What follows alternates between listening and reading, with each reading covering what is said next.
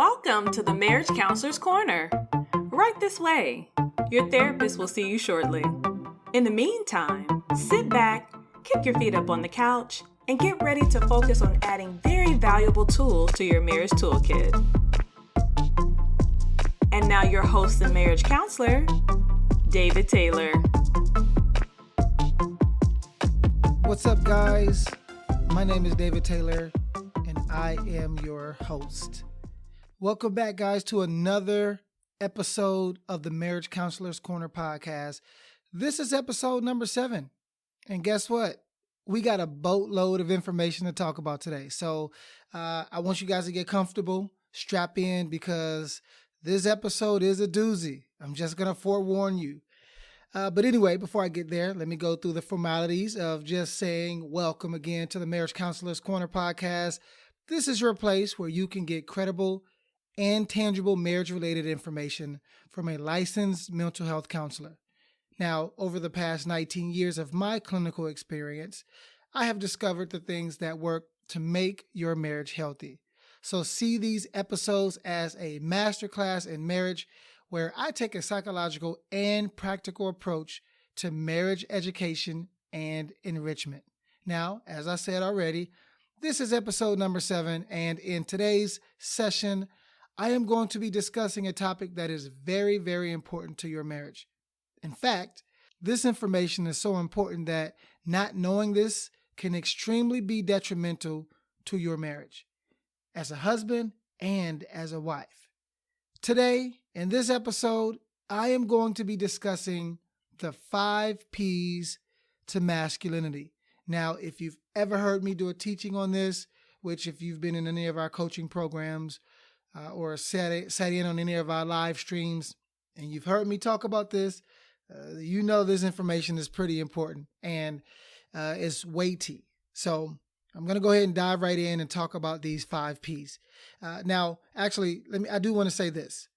What I'm about to share with you for the wife and the husband, this is classified and dangerous information. I'm well aware of that.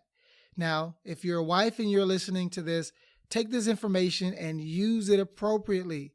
And I'll give you some tips on how to do so later on throughout this session. And if you're a husband, this episode is especially for you, even though it may not seem like it is, because I'm going to be giving away some things that, a lot of times us husbands don't talk about. So please make sure to take good notes. And again, don't hate me for this, because I know I'm going to be pulling back the veil and letting the wives in on the things that us husbands wrestle with. So let this information enhance your awareness. And of course, I want to share with you later how to properly use this. But in the meantime, I want you to sit back, get your pen and your pad out, take some notes, because we're about to dive in. And I promise you, we're going to dive in a little bit. So this episode may be a little longer. So y'all ready? Let's go ahead and dive in. And let me start with this. For the husbands, understanding the areas in your life that impact your marital performance the most is one of the most important things to be aware of, right? So what areas are you the most volatile in? What areas are you inadequate or incompetent in? Are you even aware of that, right? So what are the areas that you struggle with the most, that you hide the most? Remember, ignorance doesn't erase existence. Just because you may be unaware of any of those areas, it doesn't mean that those areas don't exist. And it definitely doesn't mean that those areas aren't negatively impacting your marriage. This is why so often in sessions when I'm working with the couple, I look to the wife to also give me a different view of her marital experience. Because a lot of times us husbands are oblivious or in denial of what we wrestle with.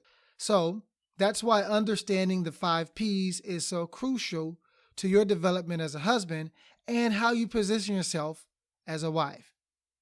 So let's go a step further. See, males learn from other males how to be men, but they get that image of masculinity validated by the women in their lives. So males learn from other males how to be men. Notice the distinction between male and men, okay? But we learn from other males how to be men, but then we get that image of masculinity validated by the women in our lives. And as a result, over time, most males have learned that there are only a few areas that are traditionally associated with what it means to be a man. For the average guy, their life then becomes a chase, a pursuit. They aren't chasing after women. It may seem like they are, but they aren't. They're actually chasing after the reflection of masculinity that will give them the most sense of validation and significance. And as a result, and if you've learned anything from, I think, the third episode, Why Did I Get Married? Marriage then becomes a means to an end for many males who enter into this position. Remember this, wives. Your husband married you for the validation of his masculinity. You married him for connection. Both of you guys came into the marriage looking for an outcome through different means. Validation and connection. Okay? So what he wants is different than what you want.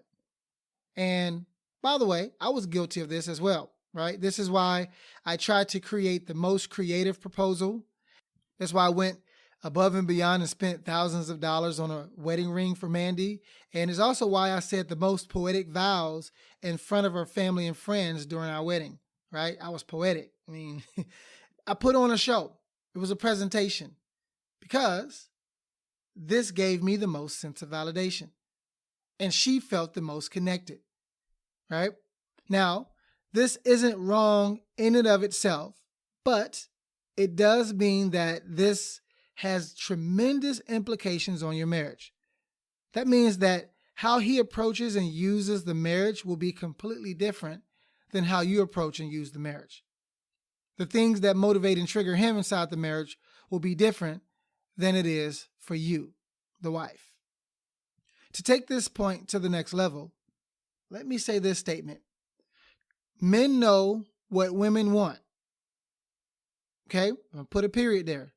Men know what women want. And for all of you guys who are like, no, I don't think men know that. Or for all the guys, well, guys are going to agree with that statement because we do. Women, you may disagree until I say what I'm about to say. So listen closely. If you don't believe me, let me prove a point. Okay? Now, we're adults here. I'm going to ask a question, an adult question. I want you just to follow me. Okay? Follow me.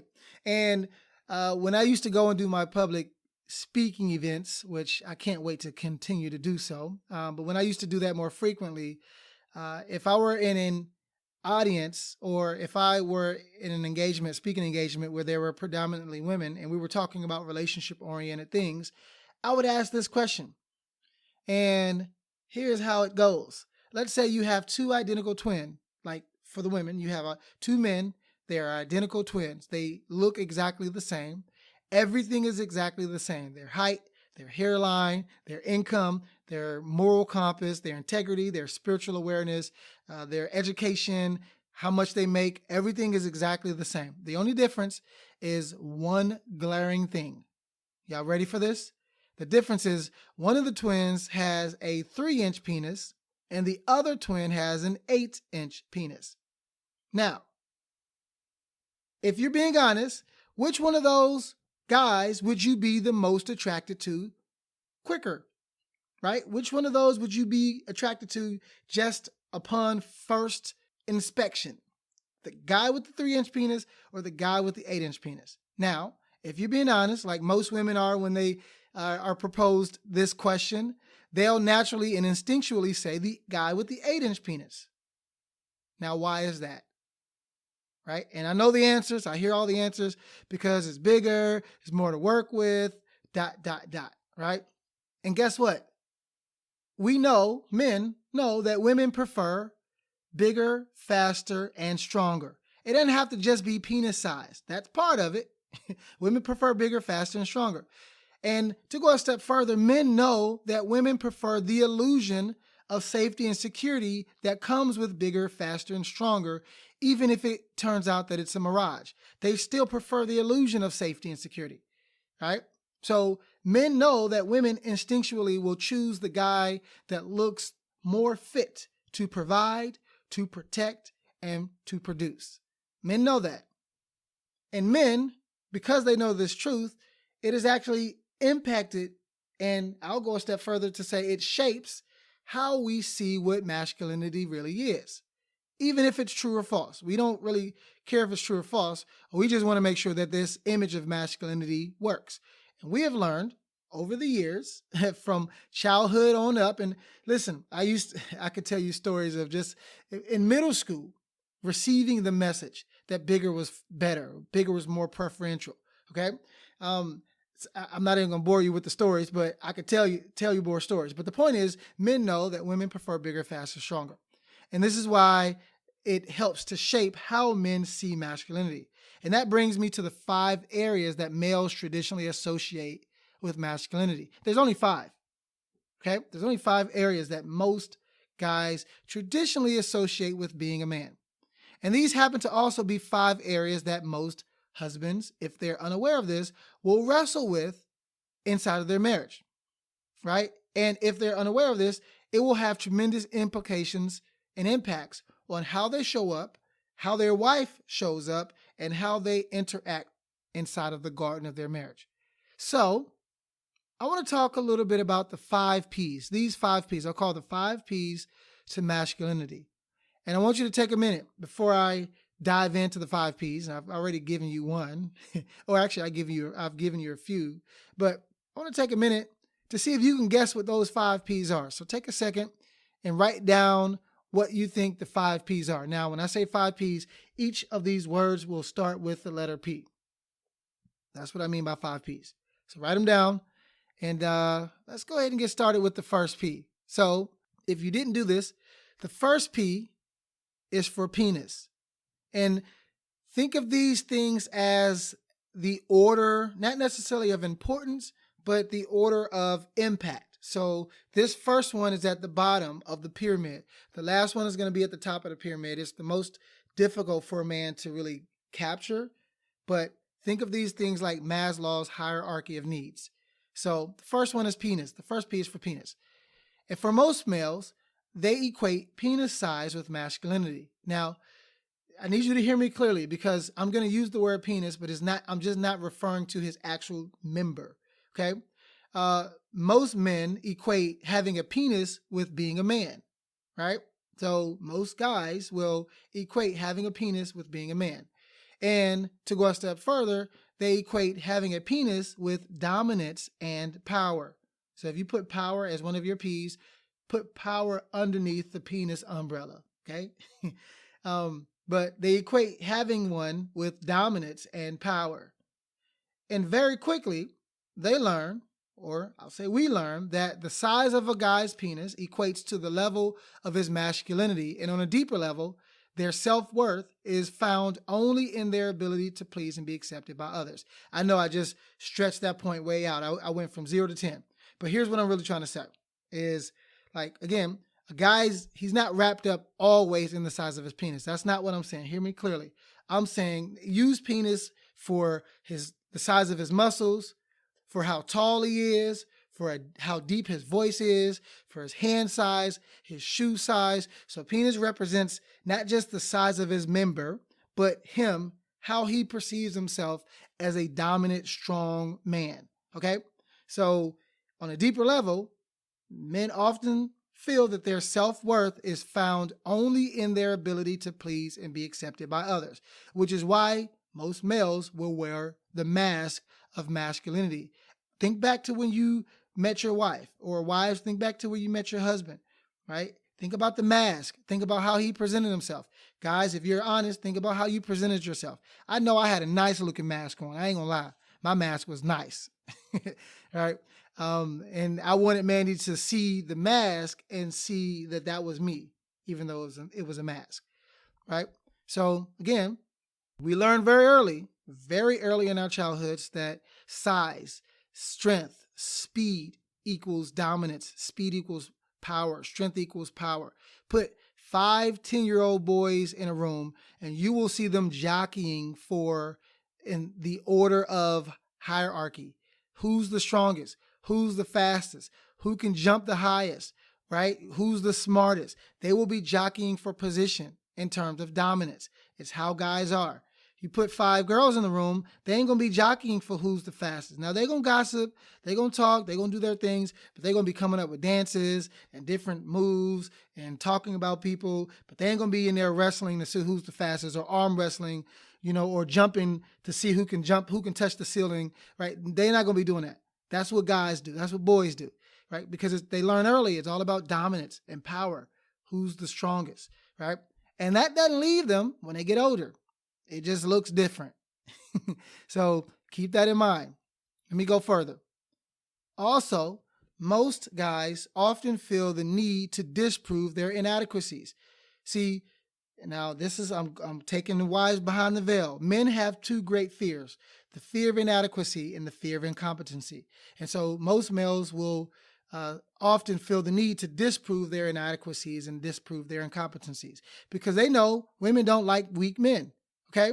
I was listening to this video the other day, and someone was interviewing this young lady, and she was saying how, I guess her boyfriend or husband or whoever she was involved with was in a fight.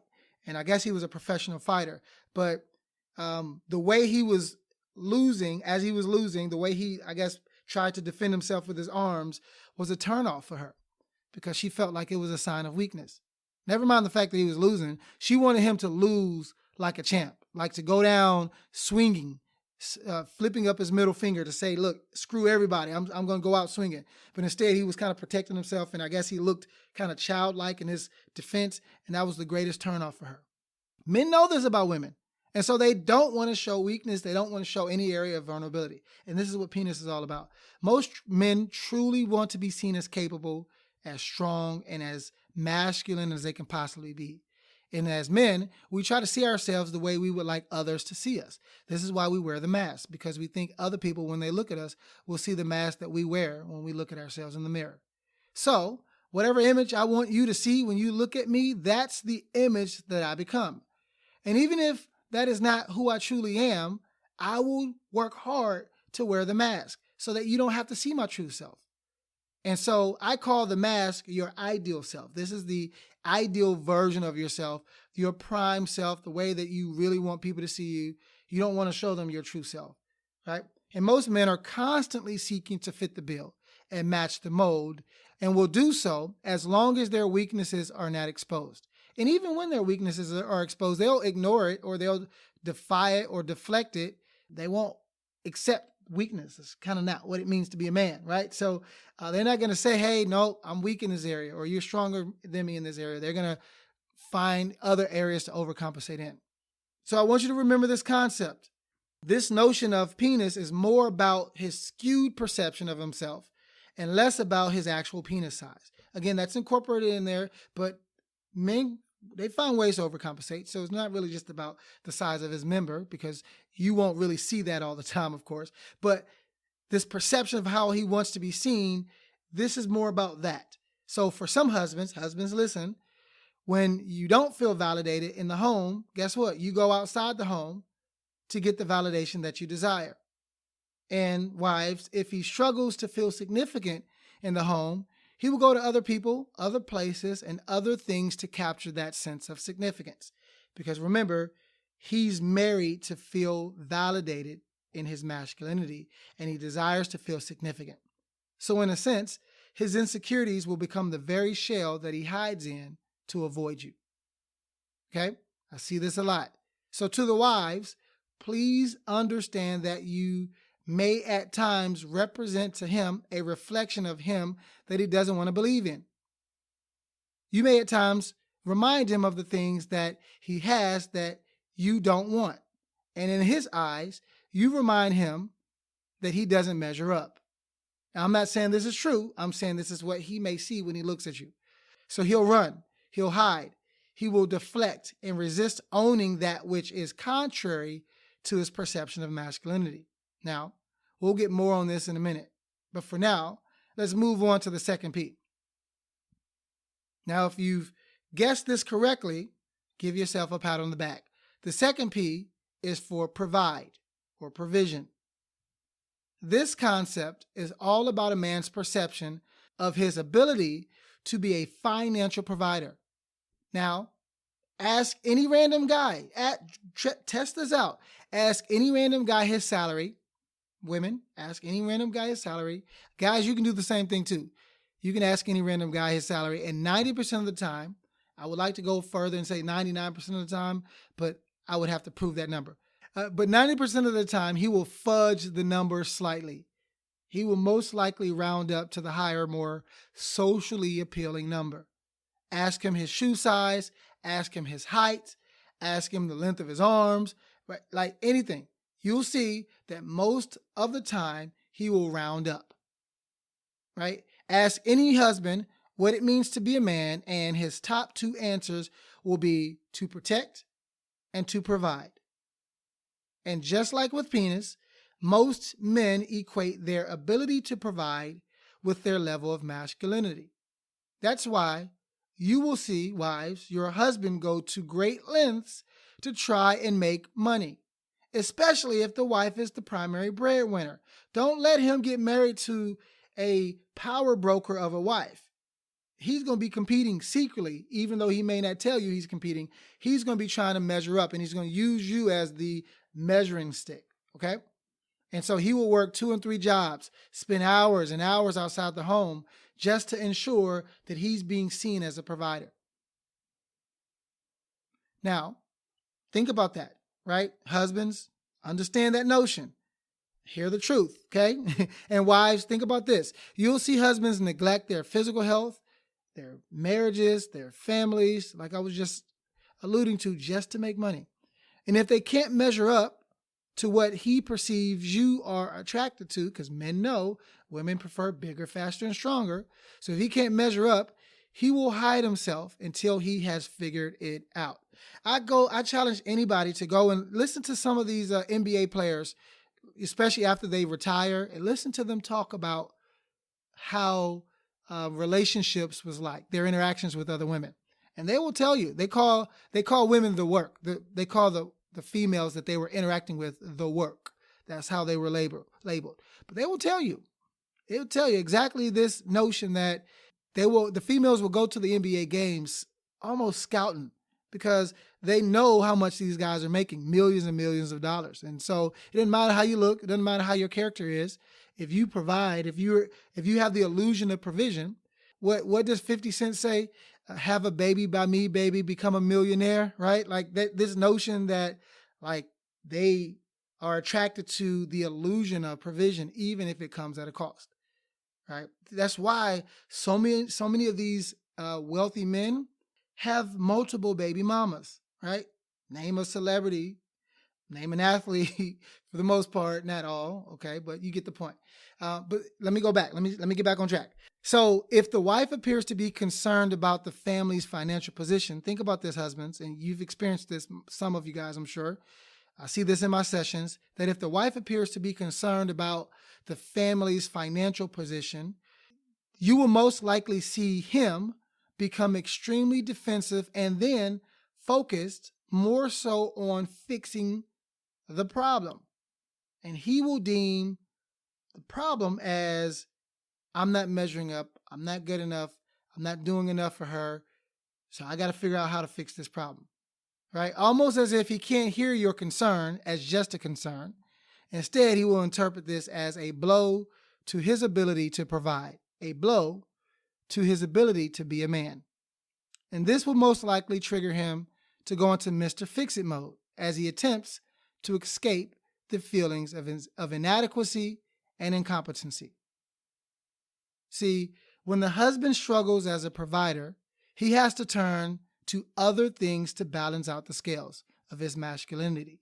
When this happens, you'll see him using the 4th P that I'll be talking about in a bit to help balance out the scales.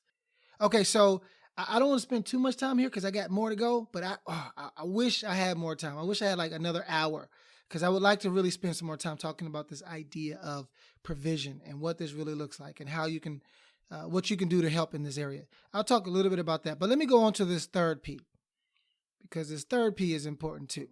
Now, you've probably guessed this one. This is an easy one to guess. The P, this third P, is for protect or protection. And this concept is all about the husband's ability to protect both you and the marriage. Don't be confused though. This notion is more about his inability to emotionally protect you, the wife, rather than his ability to physically protect you. Like I said in another podcast, we got a bunch of stiff-necked gorilla looking dudes. We can figure out how to protect you physically, right? Most of us we packing heat, we got guns, we work out, we can box or whatever. Most of us, we got the physical protection part down. But what about the emotional protection?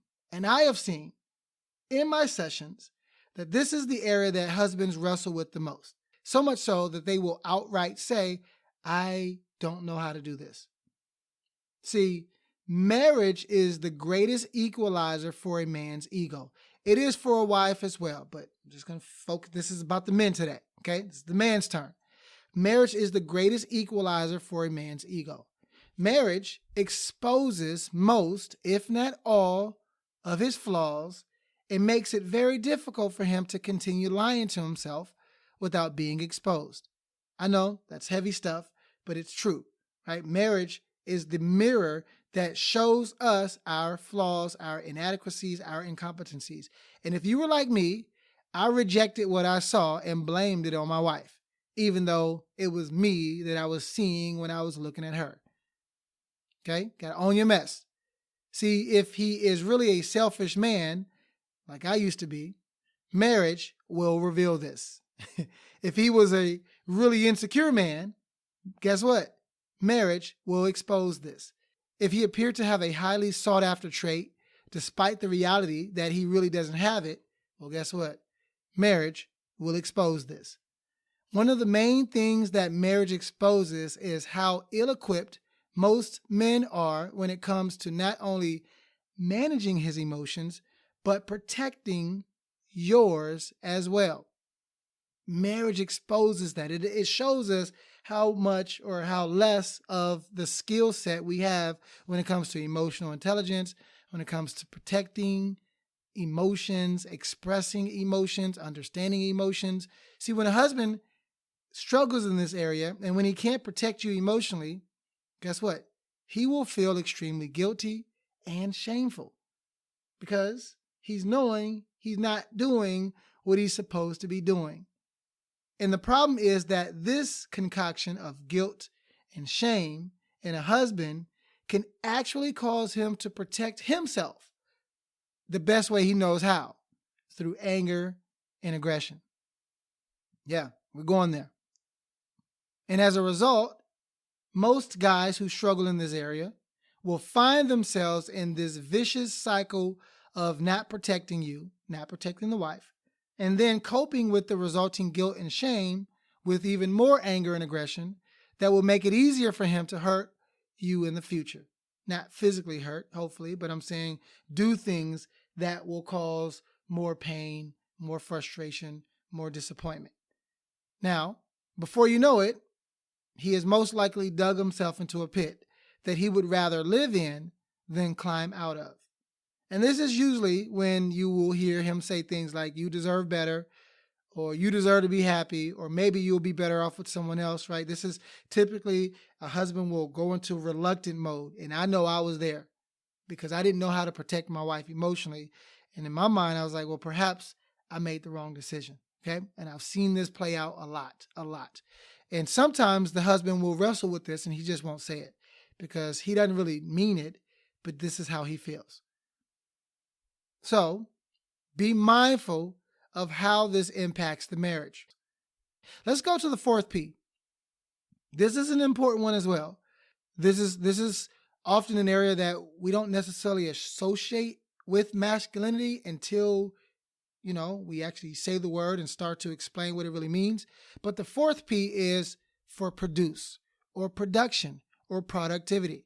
If you think about it, this concept is all about a man's ability to create, to cultivate, and live a productive life. And production usually go hand in hand with his ability to provide. As a matter of fact, you will notice that if he is not able to effectively provide for you, he will replace this with productivity. Now, men, think about this, okay? I want you to hear me. Okay, I know I'm telling all of our secrets, but we got to put this stuff on the table so that we can all heal and become better. So, men, remember, we marry for validation and significance. Much of our significance comes from our ability to protect, to provide, and to produce. So if we aren't producing anything, we will most likely feel more and more insignificant. And the more insignificant we feel, the more likely we are to gravitate towards people, places, and things that will balance out the scale of our masculinity. This is why men go to pornography as much as they do. Guys, I know y'all know this. Don't act like I'm lying, because I know I'm telling the truth. This is why men go to pornography. This is why men smoke a lot more marijuana than women do. This is why they go to the hookah lounge and the bars, right? And this is why men find themselves drifting into infidelity. It's because those are places where they feel more productive. I know men that will work 60 and 70 hours a week just to feel productive, okay? But being productive isn't just about working or holding down a job. It's about having something that they can fix, something that they can build, create, or enhance. See, think about this, men. Think about the hobbies that you have. Think about the things that you spend the most money on, right? Men love to fix cars. Men love to play sports, something that they can hit, fix, tweak, change, improve, right? Think about that. And it could be from having a hobby, a shoe hobby, to like I used to love going bowling, right? And I was obsessed with not just going and throwing the ball down, but I had to get a high score. My goal was to get a perfect 300. And thankfully, I was able to do that. But I was obsessed with it for a long time. I need to get this perfect elusive 300, which is you get all strikes. So this is about productivity. Production. It's not just about going to work. It's about movement and doing things. And a lot of times the production doesn't equate to anything that's actually being accomplished. It's just busyness. Okay. So for the husband, busyness will justify his lack of mobility. As a matter of fact, most husbands struggle to remain present inside of their marriage when they don't have any fruit to bear. So he'll be obsessed with getting there, with doing more. So much so that, just like we're providing, he'll work until he makes it, neglecting everything else. This is a habit that I've seen some men struggle with inside of marriage. If they feel like they're not producing enough fruit, then they will keep moving, keep staying busy rather, in order to produce fruit. And if they haven't done it to the degree that they feel their wife likes, they'll just keep moving, keep grinding until they can do it, until they get it, or until he feels he's made it. So for the husband who is wrestling with being non-productive, they will surround themselves, like I said earlier, with people, places, and things that give them the feeling of being productive. So be mindful, husband, I'm talking to you now, be mindful of this so that you don't trick yourself into thinking that you can get what you feel you are lacking in your home someplace else, right? So if you feel like you're lacking something in the marriage, don't try to go elsewhere to get it. That's a trick. That's a trap. That's the danger zone. We stay away from that. Man, I'm running out of time. And so I got to cut some corners here. And I wish I want to give you more information, but we'll have to do this at a different time. For now, I want to go into the fifth and final P, because this is the top of the pyramid. This is probably the most important one, but is also the most underutilized P. And this P, if you guessed it correctly, is the P of purpose. And as you know, purpose is all about understanding one's reason for existence and then living it out. But with this concept that I'm referring to, this concept, however, is all about a man's desire to have a life that has meaning and purpose. This is where he gets his significance from, is if he can do things that give him meaning and a sense of purpose. And this is why most men like to obtain things that they feel have value in it, right? That way, if they truly lack purpose, what others see when they see them, they won't be able to tell. So he can hide it. He can mask it. As a matter of fact, the whole mask of masculinity is about the illusion of purpose. Wives, hear me clearly. Because think about this. Y'all remember what I said. Men know what women want. See, men know that women desire connection. So if he shows up as a willing connector with potential, she will accept him. He doesn't even have to be in his finalized form yet. He just has to have potential with the desire and willingness to connect to you, and she will most likely accept him as he is.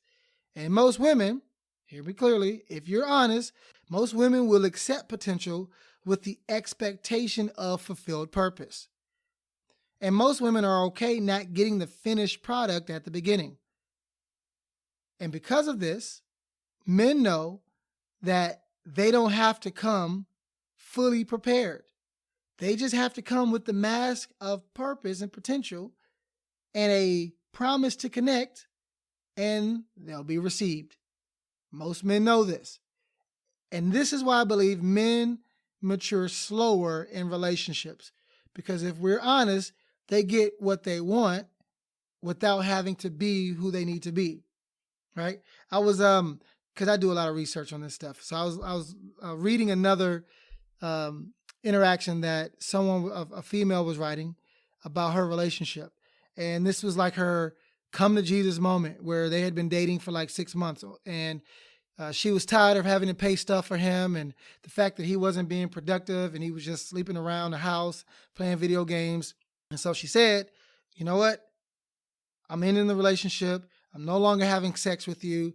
I got to put a standard in place because you're not becoming who I want you to be, or who I need you to be. And a lot of people in the comments, a lot of the guys were saying, well, you know what? It's too late. He already got what he wants from you, or he already got what he wanted from you. And why would he change and become someone else if you already gave the most sacred parts of yourself to him in the form that he was in? You expected and wanted him to change, but you didn't require it. And a lot of people were saying what you should have done was put that standard in place at the beginning of the relationship before you started sleeping with him. Because sleeping with him gave him permission to mature much slower. There was no additional incentive in place. Hear me clearly. There was no reason for him to mature slowly or mature faster. Usually, they only mature when they are forced to mature. And listen, okay, I know what I'm saying. I know that I'm going to get some pushback and some people that's going to disagree. That's fine. We can talk about this. We can talk about it. I'm open for discussion. Send me your questions. Okay. I'm not saying this is all guys. Okay. I'm not saying this is all guys. I understand what I'm saying. I know what I'm saying. But there's a certain segment that will mature much slower, and they will only mature if they're forced to. Some will never mature. But some will mature if they're forced to. After all, why would I have to live a life of purpose when my mask is rewarded? Why would I need to go above and beyond that if what I show you is accepted? See, I know men who will pay a $900 car payment for a certain type of car just so that they feel a sense of pride and purpose, right? When like they pull up, or when they pull up beside someone and they look and, oh, look at that car, right? And guess what? He knows that if he pulls up in a Benz, she will be more compelled to look versus if he pulled up riding a bicycle or a lesser, a socially acceptable car, a lesser value car. He knows that if he pulls up in the type of cars that he knows women are into, he's going to get the attention. So he will live paycheck to paycheck in order to maintain the optics instead of riding the bike and saving his money. But guess what? If he's rewarded for that, why would he do anything different? I get it. Listen, I'm not talking about all guys, okay? You can crucify me. I'm okay with that, but I'm not talking about all guys, okay? Now, let me go a little further, and then I'm going to wrap up here. But here's the thing. So if this mask is validated, then guess what? He'll spend way more time distracted by this false sense of productivity, this false sense of purpose in his life, such that he has no time, no energy, or motivation to actually pursue his true purpose. because he's so busy. He has to work, he has to pay this car payment and all the other luxuries that he's trying to hold on to appear this way for her, that he doesn't have the time and the energy now to focus on his purpose. And this perhaps, I know, is an extreme example, but the fact of the matter is that I've worked with tons and tons of men looking to find their purpose, and many of which are married and secretly struggling with purposelessness. And they overcompensate with the other 4 P's when they lack purpose. They're more prone to depression, anxiety, porn, drugs, infidelity, among other things when they lack purpose. And for the husband who is wrestling with not knowing his purpose, he will struggle to effectively and efficiently lead his family and his wife. He will defer to her at times on the major decisions for the marriage, and she will struggle in return to respect his leadership. And this creates that vicious cycle that so many people come into my office with. And again, husbands, if they lack purpose, they tend to escape or distract themselves with the illusion of significance, okay? Because it's all about validation. So what do you do with this information? Let me give you a few action items, and I really mean just a few, because I could spend a whole nother hour just talking about how do you manage this, okay? So perhaps I'll do this when I open up the doors to my mastermind for husbands. But I would say for the husband who's wrestling with this or really wanting to grow in this area, understand which of the 5 P's you are wrestling with. Like, be honest with yourself, be self-aware, talked about that with emotional intelligence, and understand which of those areas you're struggling with the most. And then you must take the time to redefine what it truly means to be a man and a husband. And I'm aware that this process is not easily done, especially on your own volition. And as a server of humanity, I am working on a solution for this behind the scenes. Years ago, as a matter of fact, I promised to, when I was doing my For Husbands Only podcast, you know, those 7 episodes that I was supposed to do 10 of.